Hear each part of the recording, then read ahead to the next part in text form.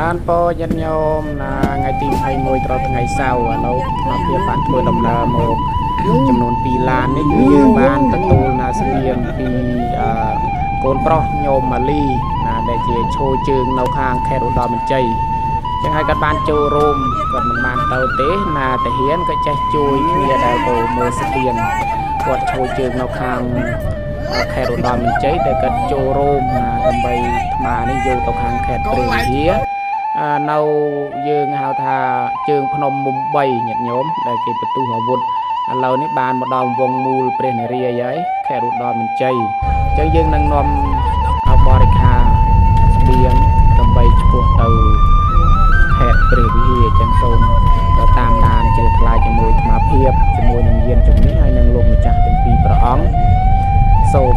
អនុមោទនីឥឡូវយើងមកដល់វងមូលហើយបងវងមូលនេះហើយយើងបែកខាងស្ដាំគឺយើងទៅលងវែងចេញពីលងវែងទៅបានសាអែមពីសាអែមទៅគឺយើងទៅស្រុកជុំសានអូណាទៅស្រុកជុំសានគឺយើងទៅជើងភ្នំមុំ3ចឹងញាតិញោមចាំទៅតាមដានជ្រះថ្លាទាំងអស់គ្នាប៉ុណ្ណាសូមអនុមោទនី